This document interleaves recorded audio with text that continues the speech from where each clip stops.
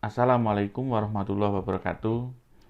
Sebelum kita bisa menggunakan alat ukur atau multimeter analog ini untuk mengukur tegangan, untuk mengukur arus, untuk mengukur hambatan, dan lain sebagainya, alangkah baiknya kalau kita memahami keseluruhan fungsi-fungsi apa saja yang ada di avometer analog ini. Yang pertama, di sini ada yang disebut sebagai skala papan penunjukan yang ada angka-angkanya ini. Yang pertama di sini adalah skala papan penunjukan untuk nilai hambatan atau resistansi yang berwarna biru. Dari ujung kanan ini dimulai dari angka 0 sampai mentok ke ujung kiri ini adalah infinity, sebelahnya infinity adalah 5K. Ini adalah untuk mengukur nilai resistansi atau sebuah hambatan yang dilambangkan dengan omega.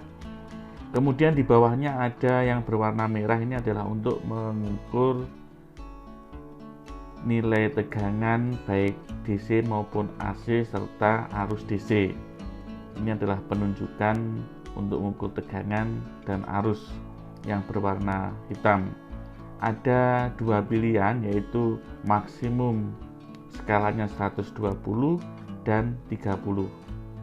Kemudian ada yang berwarna merah, ini adalah untuk penunjukan nilai kapasitansi sebuah kapasitor. Di sini ada satuannya mikrofarad.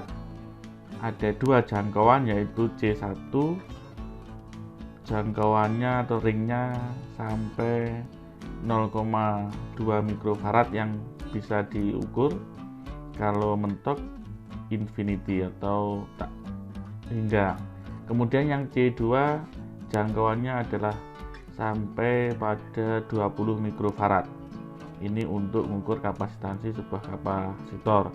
Kemudian di bawahnya yang berwarna biru ada HFE, ini adalah untuk mengukur gainnya transistor baik yang NPN maupun yang PNP, serta ini juga bisa digunakan untuk mengukur arus kolektor emitor saat basis open atau terbuka yang warna biru ini. Kemudian di bawahnya adalah C3 sama dengan C1 dan C2 untuk mengukur kapasitansi kapasitor, tetapi jangkauannya di sini adalah sampai 2000 mikrofarad. Kemudian selanjutnya ada L1. L1 ini di sini satuannya di sini adalah mikroampere atau miliampere. Ini biasanya adalah nilai arus yang terukur saat mengukur nilai hambatan. Jadi ketika kita ngukur resistor gitu untuk mencari nilai hambatannya, kita juga bisa melihat arus yang lewat pada resistor tersebut. Dan yang terakhir adalah skala penunjukan untuk tegangan AC. Yang warna hitam ini juga sebetulnya bisa digunakan untuk penunjukan tegangan AC. Tetapi khusus untuk jangkauan yang 3 volt di sini, pada pengukuran tegangan AC kita bisa menggunakan penunjukan yang paling bawah ini. Yang pertama adalah skala penunjukan, yang kedua adalah ada pointer, ada jarum penunjukan. Jadi jarumnya akan bergerak ke kanan ketika untuk mengukur tegangan atau arus. Selanjutnya yang ketiga ada adjuster untuk kalibrasi. Saat tidak mengukur atau probe-nya dibiarkan open circuit atau terbuka, maka mestinya jarum penunjukannya ini ada di angka 0. Kebetulan ini sudah presisi di angka 0, maka kita tidak perlu kalibrasi. Jika tidak berada di angka 0, kita bisa kalibrasi ini dengan memutar searah jarum jam atau berlawanan. Yang keempat ada adjuster, atau ini digunakan untuk kalibrasi ketika mengukur nilai hambatan. Jika probe-nya ini kita short circuitkan seperti ini, kita hubung singkatkan, mestinya pointernya atau jarum penunjukannya akan berada di titik 0. Jika tidak berada di titik 0, maka ini kita kalibrasi, kita putar searah jarum jam atau kebalikannya. Yang kelima ada selektor jangkauannya. Jadi selain untuk selektor jangkauan juga untuk menentukan fungsi alat ukur ini digunakan untuk mengukur tegangan DC atau tegangan AC atau untuk mengukur arus DC. Ini selektornya bisa kita pilih-pilih. Misal ini untuk mengukur tegangan DC atau untuk mengukur tegangan AC. Ini selektor jangkauan. Yang keenam adalah ada push lock atau switch lock ini. Jadi ditekan kemudian diputar searah jarum jam. Ini digunakan untuk mengukur nilai kapasitansi untuk jangkauan C1 dan C2. Untuk jangkauan C3 tidak perlu menekan push lock ini. Misal saya di sini akan mengukur nilai kapasitansi, maka selektor ringnya kita pilih ke C1 atau C2, kemudian switchnya ini kita tekan, kemudian kita putar searah jarum jam. LED-nya akan berkedip menandakan saat ini probe siap digunakan untuk mengukur kapasitansi. Kalau sudah selesai, switchnya ditekan lagi, kemudian diputar berlawanan arah jarum jam.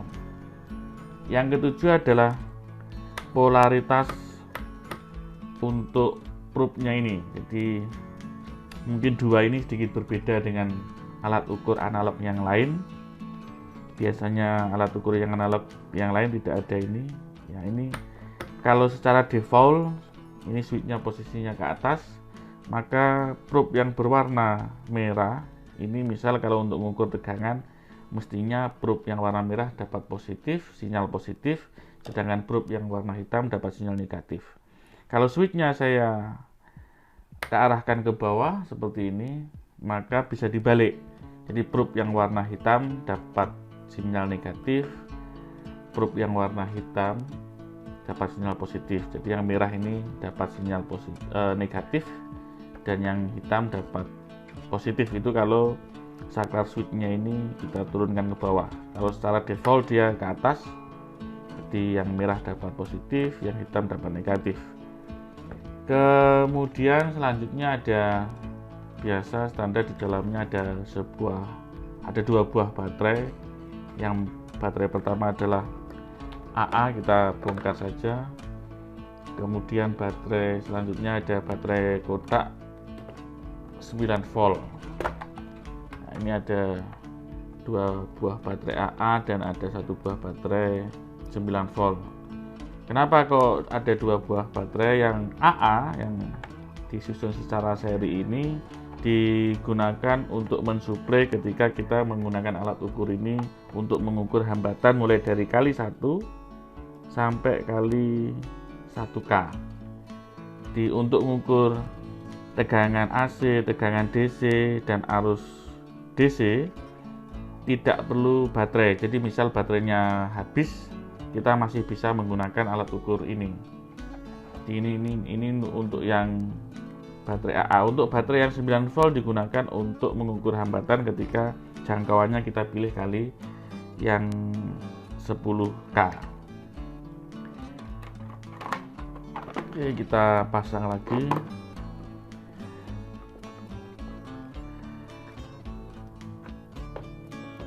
Itulah beberapa fungsi yang ada di avometer analog ini.